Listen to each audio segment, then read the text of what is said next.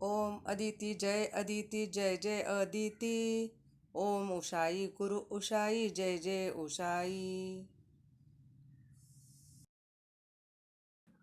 गुरु गोविंद तो खडे, काके लागू पाय। बलिहारी गुरु आपने, गुरु बलिहारी गुरु आपने। गोविंद जियो बताय कबीरा, गोविंद जियो बताय। संत कबीर। संत कबीरने ज्या झोपडीमध्ये स्वतःला ओळखलं, तिथे एक एक धागा निर्दोष केल्यानंतरच कपडा अतिशय सुंदर विणला जात असे. कपडा विणताना माणूस आणि समाज अतिशय समजदार व्हावा या कल्पनेतूनच त्यांनी दोह्याची निर्मिती केली. आत्म्याच्या अनुभूतीसाठी सत्य, प्रेम, अहिंसा, मानवता यांचा विचार त्यांच्या दोह्यामध्ये आहे. काशी क्षेत्री निरू आणि नीमा नावाचे एक विणकर दाम्पत्य राहत होते.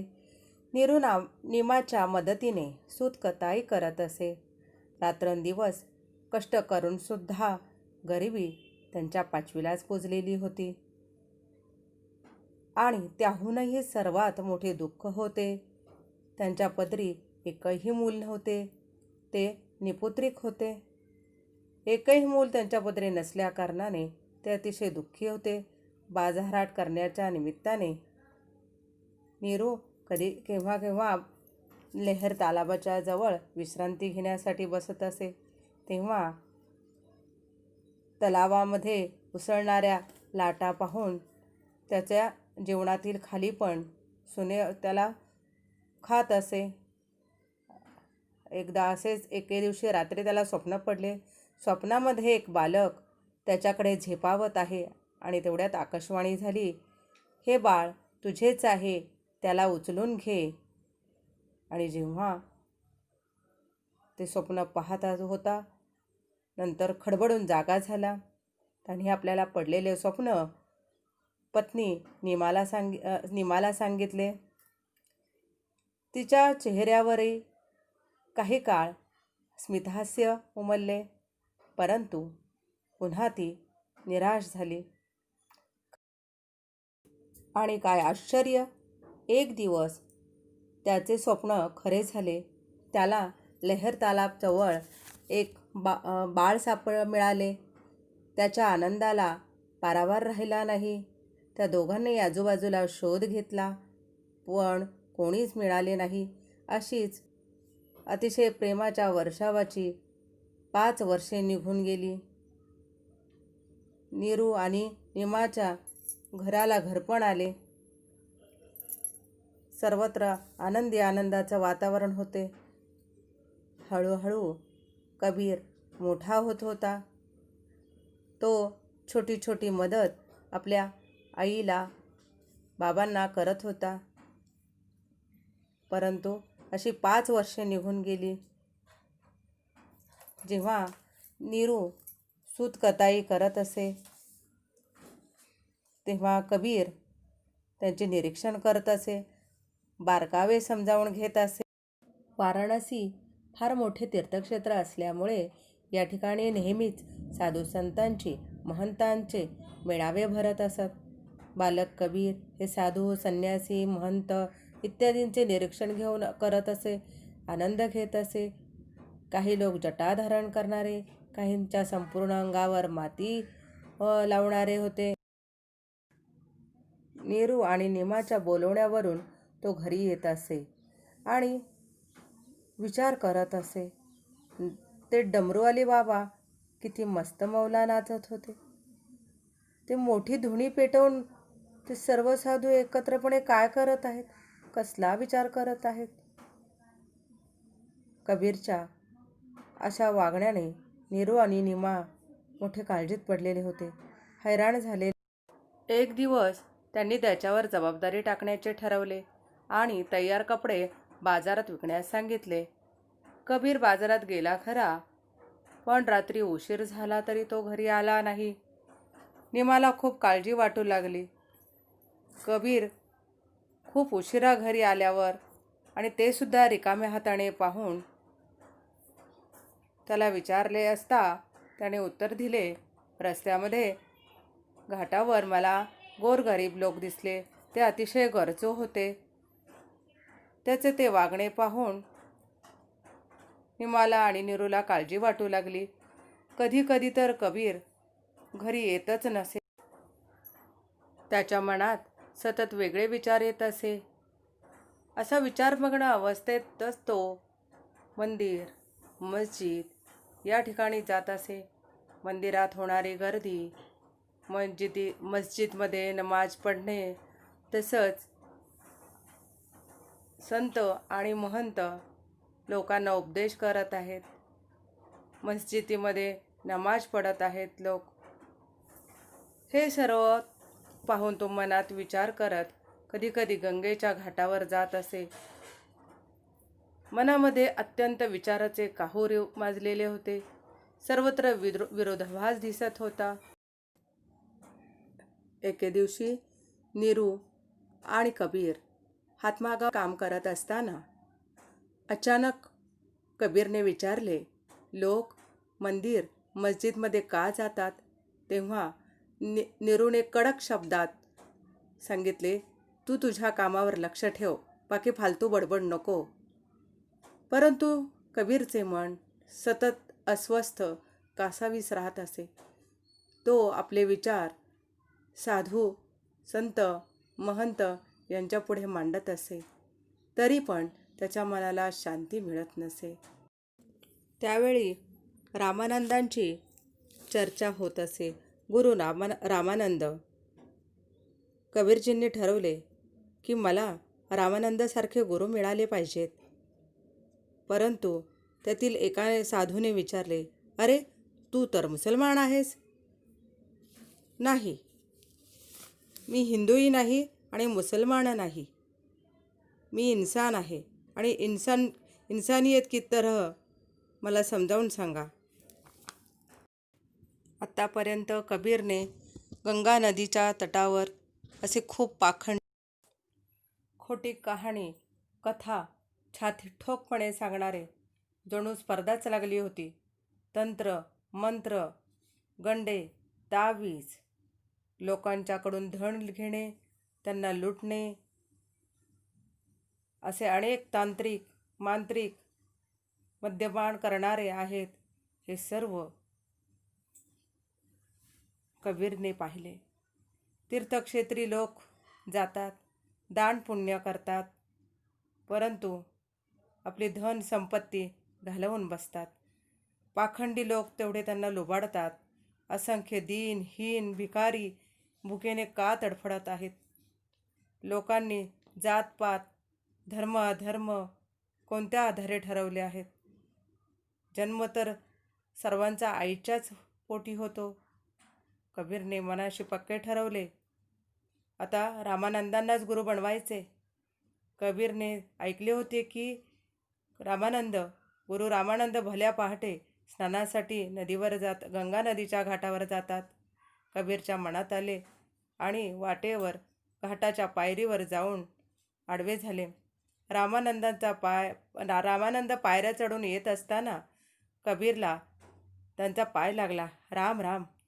गुरु रामानंदाच्या तोंडून शब्द निघाले आणि कबीरला आपले जीवन सार्थक झाल्यासारखे वाटले. परंतु कबीरच्या मनामध्ये असणारे राम निर्गुण स्वरूपाचे होते. मूर्तीमध्ये राम शोधण्यापेक्षा प्रत्येकाच्या हृदयातला राम शोधावा असे त्यांना वाटते. मो को कहाँ ढूंढे रे बंदे, मैं तो तेरे पास हूँ, ना मैं देवल ना मैं मस्जिद, काबे कैलास में. एक दिवस बाजारातून घरी येताना नीरू पावसात भिजला. त्यामुळे नीरूची तब्येत बिघडली. घरात इलाजासाठी पैसे नव्हते. कबीरने खूप सेवा केली, पण पुन्हा नीरू कधीच उठला नाही. अश्रू भरल्या डोळ्यांनी निमा म्हणाली, तुझ्या लापरवाहीने त्यांना कायमची तुझ्या लापरवाहीची त्यांना कायमची चिंता वाटत होती. कबीरला समजत होते की आईवडिलांची सेवा नीट करू शकलो नाही, कर्तव्यपूर्तीमध्ये कमी पडलो. परंतु त्याचा दोष एवढाच होता की सगळीकडे पसरलेल्या खोट्या मध्ये तो खऱ्याचा शोध घेत होता. नेहरूच्या नंतर हातमागाचा व्यवसाय सुरू केला. निमालाही बरे वाटले. कबीर सुधारला असे वाटले. कपडा विकण्यासाठी बाजारात जात असे तेव्हा काही लोक त्याला ओळखत होते.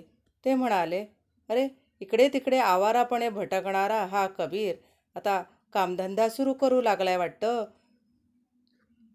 खोचून त्याला विचारू लागले.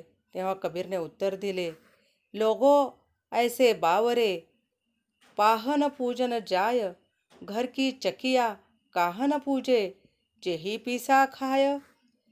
एक दिवस एका वैराग्याचा मृत्यू झाला.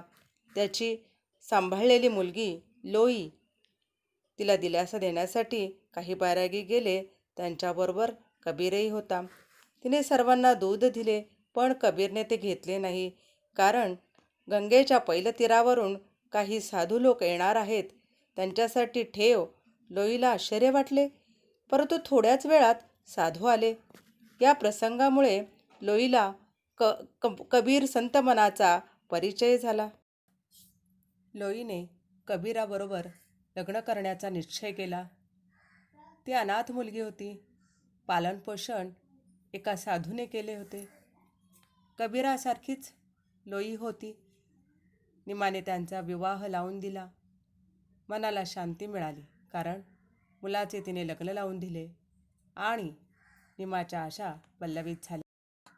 संसारात लक्ष देईल, बेपरवाईचे वागणे थांबेल. पण कबीर बदलणारा नव्हता. हातमाग चालवताना असताना देखील मनाच्या गाभाऱ्यात तो परमेश्वराला शोधत होता. मंदिर, मस्जिद, कुठेही ईश्वर नाही, तर तो सर्व कणाकणात भरलेला आहे. एक दिवस अचानक निमाही इहलोक सोडून निघून गेली. आता घरात दोघेच राहिले होते. कबीर स्वतःला आणि लोईला समजावत होते, ईश्वराच्या कृपेमुळे मला सरळ स्वभावाचे आईवडील मिळाले, परंतु शरीर नश्वर आहे. देह सर्वांना सोडून जावेच लागणार आहे आणि मागे राहणार आहे फक्त अश्रू आणि दुःखच. कबीरामध्ये दिवसेंदिवस विरक्तीची भावना येत चालली होती. कबीरच्या संसारवेलीवर कमाल आणि कमाली नावाची फुले उमलली. आनंदाचे वातावरण, परंतु गरिबी वाढत होती. कबीराचे मन कपडा विणण्यात रमत नव्हते. लोईचे दुःख वाढत होते. दररोज 2-4 साधू बैरागी घरी आणत असे. त्यांचे खानपान, राहणे हे सर्व करणे तिच्या सहनशीलतेच्या बाहेर गेले. उपासमार होऊ लागली, परंतु कबीरावर या गोष्टीचा परिणाम होत नव्हता. लोईला कबीर समजावत असे, ईश्वर मोठा विणकर आहे, त्याला सर्व काळजी आहे. माझे एकच काम आहे, त्याच्या नामस्मरणात मी दंग होणे. लोईचे काहीच चालेना. ती म्हणाली, आता भिक्षा मागावी लागेल.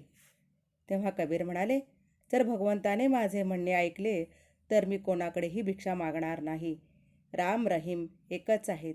ईश्वराला साकडे घालताना संत कबीर म्हणतात, हे प्रभो, बालपणापासूनच माझा आत्मा तुझ्याकडे धाव घेत आहे. हे तुझ्या कृपेमुळेच, परंतु उपाशीपोटी तुझी भक्ती होणार नाही. जर तू स्वतः दिले नाहीस तर मी तुझ्याकडे मागतो. साई इतना दीजिए, साई इतना दीजिए, जामे कुटुंब समाए. मैं भी भूखा न रहूं, साधू भी भूखा न जाए.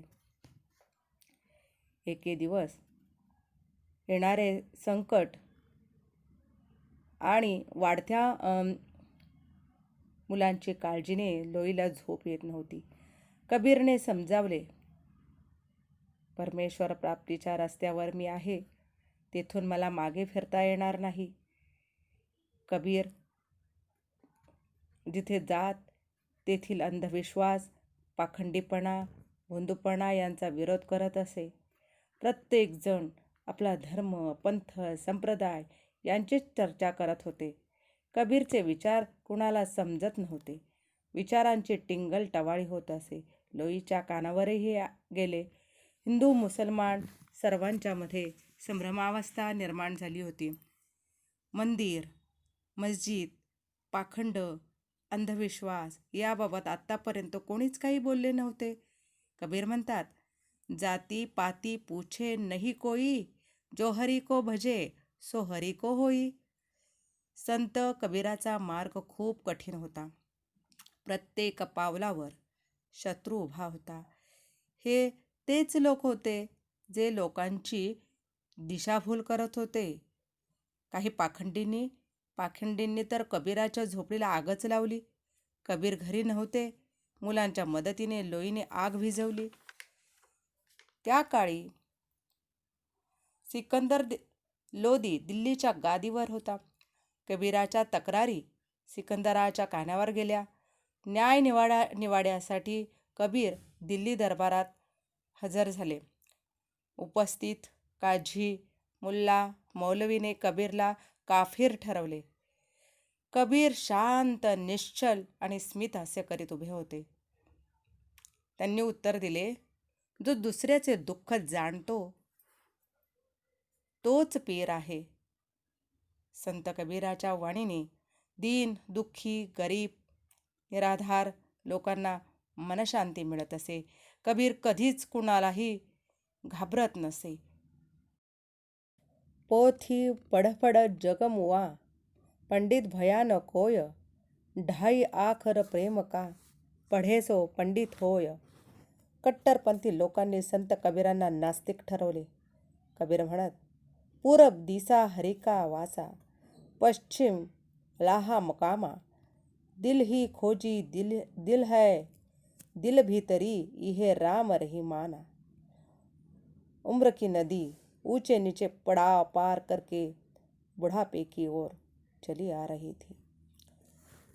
संत कबीरांचा विचारांचा देशभर प्रभाव आणि प्रसार झालेला होता. त्यांचे भक्तगण त्यांनी शिकवलेल्या दोहे, साखी, कविताए, रचनाए आपल्या दैनंदिन जीवनात त्याचा वापर करत होते. धर्मातील अनुयायांना भाईचारा, सांप्रदायिक सद्भाव यांची शिकवण देत असतानाच त्यांनी इहलोकीची यात्रा संपवली.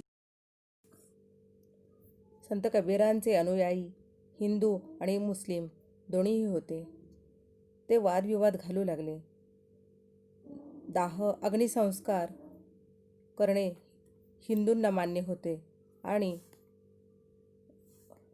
दफनविधी करायचा हे मुसलमान म्हणत होते.